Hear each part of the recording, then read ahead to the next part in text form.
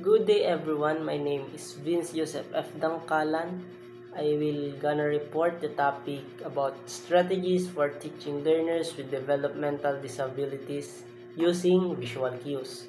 So the objectives of this report is about explain the importance of visual cues. Second is to identify different types of visual cues. Last is how visual cues improve communication, independence, and learning outcomes. So, introduction. Teaching learners with developmental disabilities requires specialized strategies to enhance comprehension, communication, and independence. Visual cues are one of the most effective instructional tools for these students as they provide clear, consistent, and structured guidance. This report explores various strategies for using visual cues to support learners with developmental disabilities. So, no.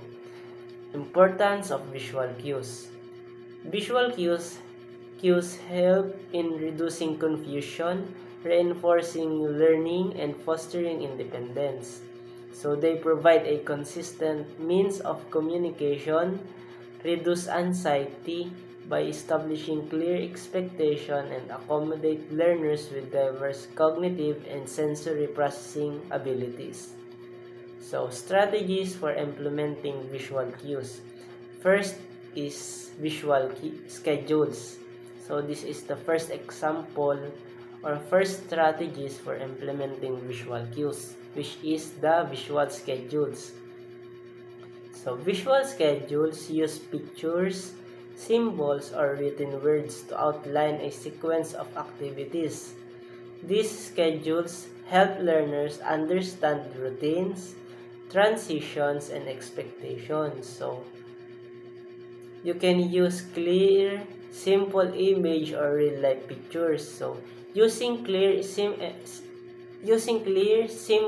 images or real-life pictures in visual schedules helps students with developmental disabilities understand and follow routines more easily. So simple visual reduce confusion, making it easier for students to recognize and process information quickly. So real-life pictures provide familiarity, helping students connect the schedule to their actual environment. So this approach supports comprehension, independence, and smoother transition between activities, reducing anxiety and enhancing learning. So also you may arrange task in left to right or top to bottom format. So meron tayong susundin na format dyan. So left to right or top to bottom para organize and also hindi malilito yung mga learners or students natin. So especially yung pag-teach natin in learners with developmental disabilities. So arranging visual schedules from left to right and top to bottom is essential for students with developmental disabilities because it aligns with natural reading and processing patterns. So many students, especially those with autism or other developmental challenges, benefit from clear, structured routines to help them navigate their daily activities. So first, a left to right arrangement follow the typical reading order in many languages, making it easier for students to develop pre-reading, understand sequence, or mirrors the way written skills. So this format also follow the instructions and schedules are presented in everyday life, reinforcing consistent across different environments. Similarly, a top to bottom structure helps students process information in step-by-step manner. So it provides a clear visual hierarchy, guiding them from the first task at the top to the last at the bottom. So first task is nasa top and the last is nasa bottom, kagaya din dong sa left to right format. The first first process or the first step is on the left and the last step is on the right. So this approach minimizes confusion and helps students predict what comes next, reducing anxiety and increasing independence. Also, you may include break times and reinforcement symbols. So, including break times and reinforcement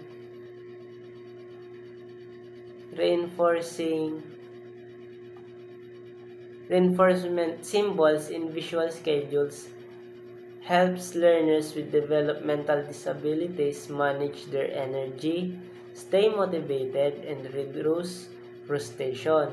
So, breaks prevent overload by giving students time to relax. So, meron din dapat silang time to relax or to rest. So, kasi possible, napagod din sila sa activities nila, lalo na kung yung step by step task nila or daily schedules nila is nakaka-frustrate or nakaka-reduce ng energy nila. So dapat meron silang time to relax or to rest. So this structure promotes engagement, self-regulation, and successful learning experiences. So that is under the visual schedule. So next naman, the next strategy is the using Picture Exchange Communication System or PECS, PECS. So PECS is an evidence-based strategy that helps students with developmental disabilities communicate effectively using pictures. So hindi rin sila nalalayo ng visual schedules. But meron pa ring differences. So, yun yung matatakel natin, yung differences nila and the similarities also. So, you may start with basic request and gradually introduce more complex interaction. So, starting with basic request in PECS helps learners with developmental disabilities build a strong foundation in communication by making simple, meaningful exchanges. So, gradually, introducing more complex interactions, such as a sentence formation and answering questions, allows them to develop high-level communication skills at their own pace, fostering independence and also the social engagement. Second step, you may reinforce responses with verbal cues and rewards. So, maaari kang magbigay ng rewards. Reinforcing responses with verbal cues and rewards in PECS helps learners with developmental disabilities associate communication with positive outcomes, increasing their motivation to use the system. So, consistent reinforcement strengthens their understanding, encourages correct usage, and gradually builds independent communication skills. So, consistently using PECS ensure the learners with developmental disabilities develop communication skills through repetition and routine. So, regular use reinforce their ability to express needs, make choice, and engage with others. So, also, PECS fostering independence and confidence in daily interactions. So, the third strategy is the color coding and labeling. So, from the word itself, color coding and labeling. So, halos magkapareho lang sila kaya kinombine. So, color coding highlights the organization of the most essential material to guide learners' cognitive processing.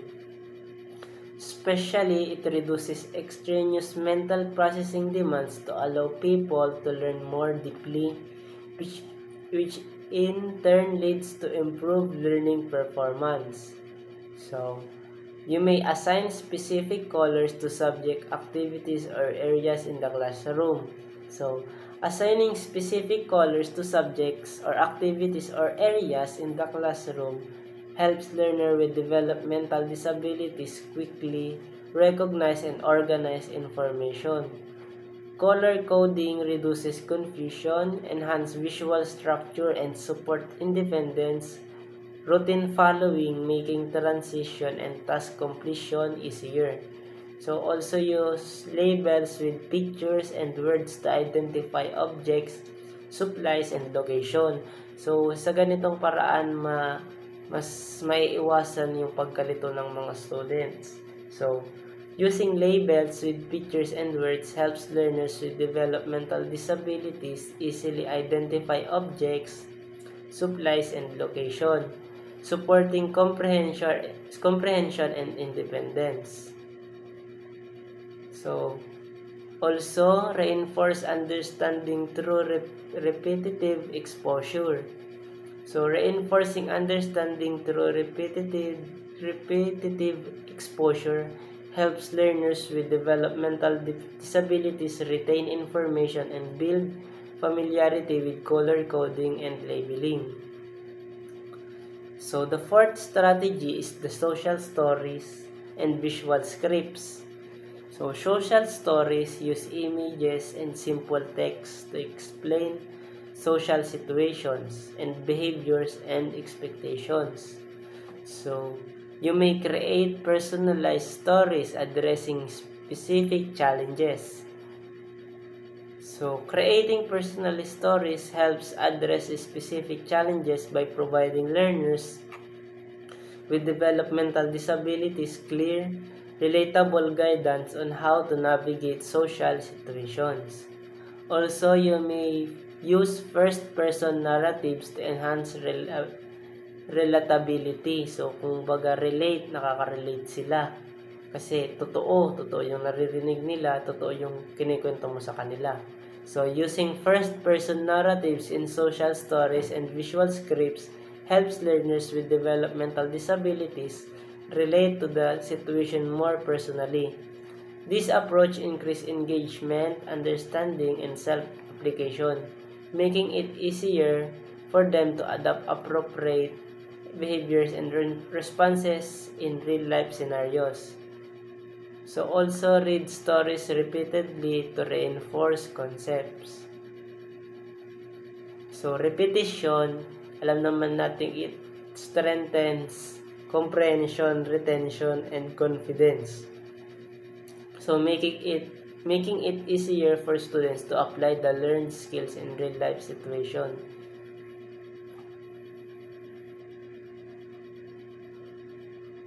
So next is the gesture and sign language support. So incorporating sign language or gesture alongside visual aids improve communication. So use simple and universally recognized gestures. So it helps students or learners with developmental disabilities communicate more easily by providing clear, consistent visual cues.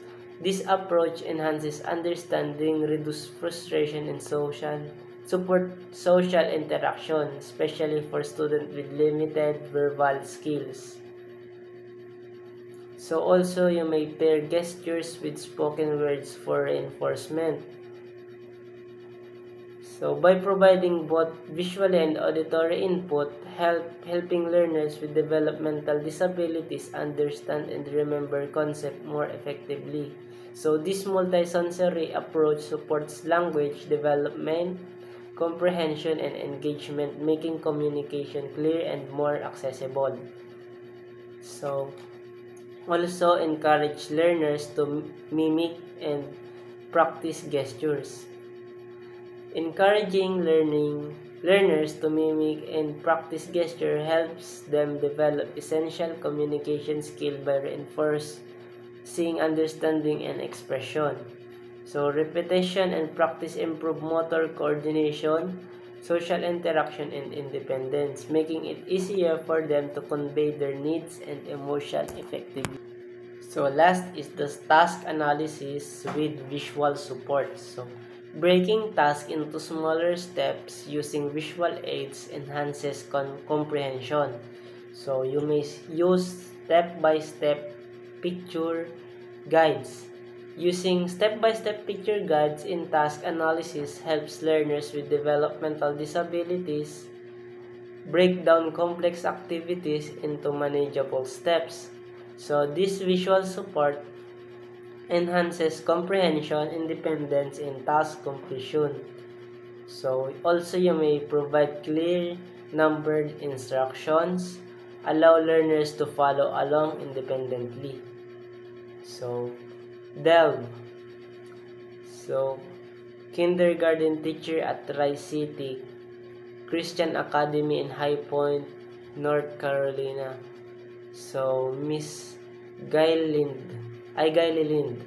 So Miss Gayle uses visual cues to help students to understand the flow of their day and to help her students that might have special needs in her classrooms. So Miss Gayle Lind, a visual dedicated kindergarten teacher at Tri-City Christian Academy in High Point, North Carolina, integrates visual cues into her daily teaching to create a structured and supportive classroom environment. So, isa lang si Miss Gayle Lind sa mga teacher or instructors na gumagamit ng mga visual cues or visual support sa mga students, lalong-lalo na sa mga students with disabilities. So, by using visual schedules, picture labels, and other visual aids, she helped all students, including those with special needs, better understand the flow of their day and transition smoothly between activities. So, Miss Gayle Lind, her approach not only promotes independence and confidence, but also ensures that every child feels included and supported in their learning journey.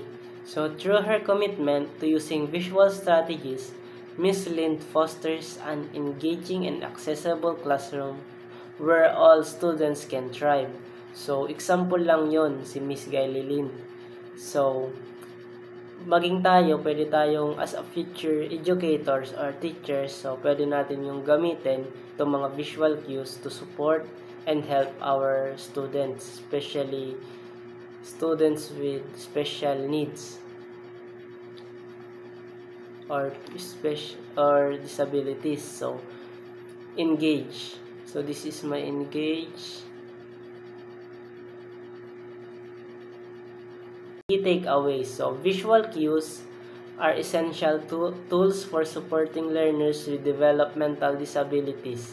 By integrating structured visual support such as schedules, PECs, color coding, social stories, gestures, task analysis, and environmental modifications, educators can enhance learning outcomes. So hindi lang pati student, paging ang mga educators, maaaring mahasa ang communication skills and independence nila. Implementing these strategies consistently foster a more inclusive and supportive learning environment. So, that's all. Thank you for listening. Once again, I am Vince Joseph F. Dangkalan.